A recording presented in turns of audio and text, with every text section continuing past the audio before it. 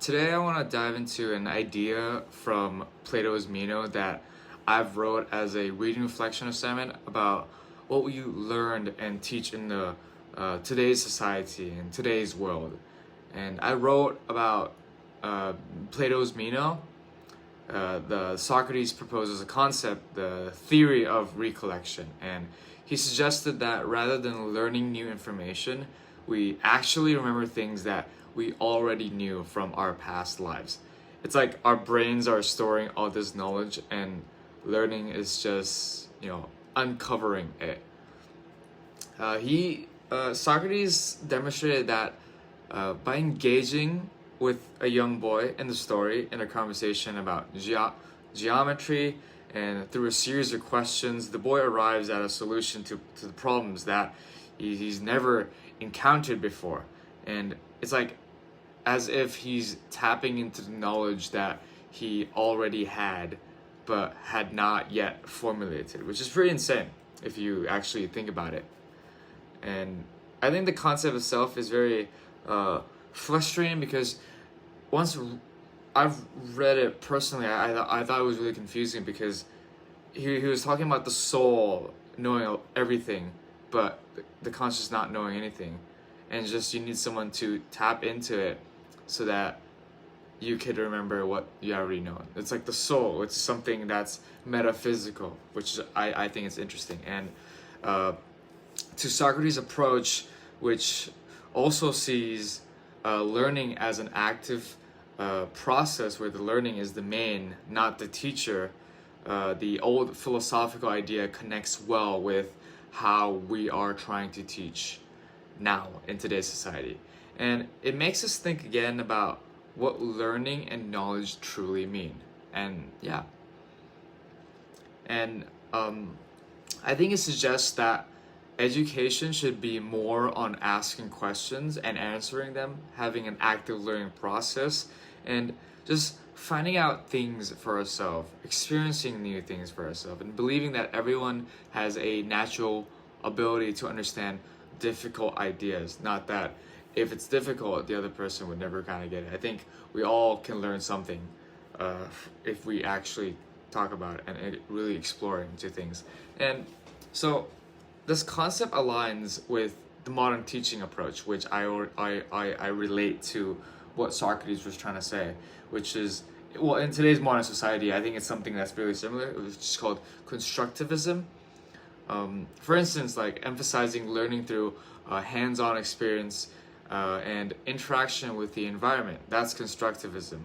And Socrates posits a knowledge in innate constructivism, suggested that it's all acquired through experiences.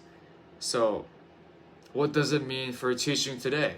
Well, it suggests that educators can enhance or develop learning by creating the process of recollection rather than just giving information or delivering information to that person. And I think teachers can guide students to uncover their own understanding through just questioning them and make them explore on their own self. I think that's a better way of how teachers should teach their students. And I could bring you up in a bunch of examples, but we'll leave those examples in later on the video. But I think even though the theory of recollection and modern teaching ideas like constructivism are different, because they both share an important view that learning is something active that happens inside us. And the old theory makes us think again about what learning and knowledge actually means. And it's just a way of teaching that believes every student has natural abilities, and that helping students find answers to themselves can change how they learn. And recollection or actively remembering and understanding what we learn throughout studies or coursework is extremely important in modern education. And as an example now, my friend showed me how this works by comparing it to skills like sports. And I play sports. So just like in sports, where I have to recall and and my skills in real time. In academics, you also need to remember and apply what you've learned instead of just memorizing stuff. And that's the whole active learning process, right? And my friend showed me how to engage with the material rather than just remembering the formulas. Well, yeah, formulas are really important if you're taking like STEM classes or anything, but I think there is the base concept which if you understand the fundamentals of the concept, but understand what the question means, understand what this means, it's like for example chemistry. I think he says, or microbiology, some classes or some sort, which is in the STEM division. He was explaining that it's all about puzzles. It's like solving puzzles, and I think that's a fair way to put it as it is, which I've never done STEM, or I've never done it in that kind of way, but I feel like, having that approach, and he became really successful. So I think using that approach is really important, and that's pretty cool, right? That's something to think about. So he told me to engage with the material, and he said to talk about it with teachers, your instructors, your professors, and friends, or even family, and think about it deeply.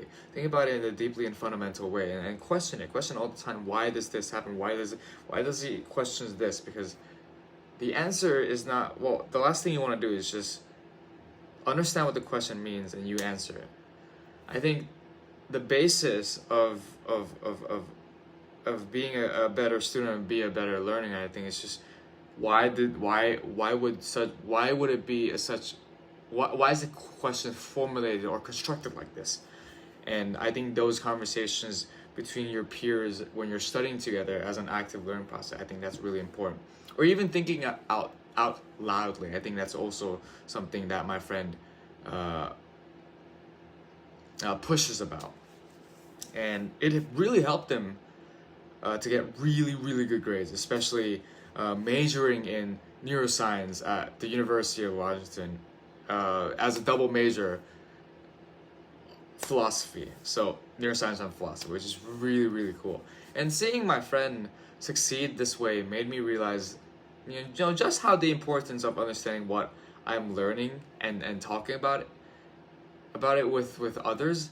I think just memorizing, it's not just about memorizing facts from the book. I think it's just thinking critically and actively engaging with the material. Like for example, my theology class that I just took within this quarter, I think the reason I could do pretty well, I wouldn't say really, really well, but I would say pretty well without even studying a single bit or not even reading the whole papers or assignments. It's because I read it one time, and it talked to my friend and talked to my family and talked how it's really important how this guy thinks about this guy thinks about this, and why does he think like this, and what do you think? So I think talking and having the recollection of talking with someone about it, I think it's an active learning process, right? And it helps with recollection. I think yeah, thinking critically on many other subjects, I think it really helps with, I think it's the whole scope of the learning process and the idea of constructivism.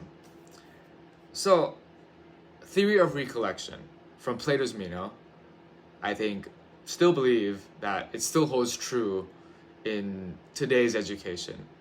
And it suggests that we all have innate knowledge, natural knowledge that we can access by thinking, asking questions, and discovering things for ourselves. Because rather than just being told what to know, it doesn't make sense, right? You'll forget it. If you're remembering formulas, remembering how to do this, remembering how to do that, one day you're gonna forget about it. Right? Understand the concept. If you can understand the concept, I think it really helps with everything you learn. I think if you understand if you focus on understanding what they're trying to say, rather than remembering these type of questions and then remembering how to answer these type of questions, then I think you're gonna dig yourself in a really, really, really bad hole. So yeah, the dialogue between the Socrates and Meno, I think they show how anyone can uncover knowledge with the right guidance and the questions. And yes, I absolutely believe that's true as well, because it really fits with the idea. The idea really fits with modern teaching methods that focus, students actively learning from their experiences and interactions, like I said. And by using the theory of recollection in teaching, I think like educators like us can create a more engaging environment with your friends, your peers, where students like us can learn about our own abilities and knowledge instead of just remembering information or getting information. And I think teachers should encourage students to discover things for themselves. When let's say if you were to go to office hours and you ask the questions to your professors, I think it's better for your professor to, rather than tell you the answers right away, I think guide you to the correct idea or the correct way how you should formulate those answers rather than telling you the answers right away. I think teachers should challenge your brain and critical thinking skills a little bit more.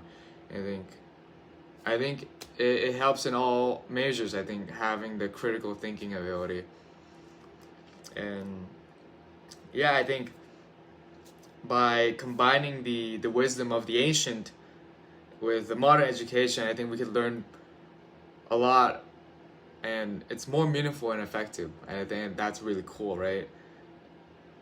And I think also recognizing students' potential and helping them uncover, well, basically their own knowledge can lead to a better learning experience. And I think it could change the world's outcome. And so I invite my classmates to consider to explore these ideas, to question these assumptions, and to seek out the new perspectives in life. I think that's all of us we should do, discovering new things rather than just doing something that we already do. And yeah, philosophical questions, I think we should try to engage to the course or any courseworks and inspire deeper insights within the world around us. And I think the ancient wisdom and the modern wisdom, I think it relates in some way. So yeah, modern educational system, if you could try using this and try this out and it works, just let me know. But yeah, thank you.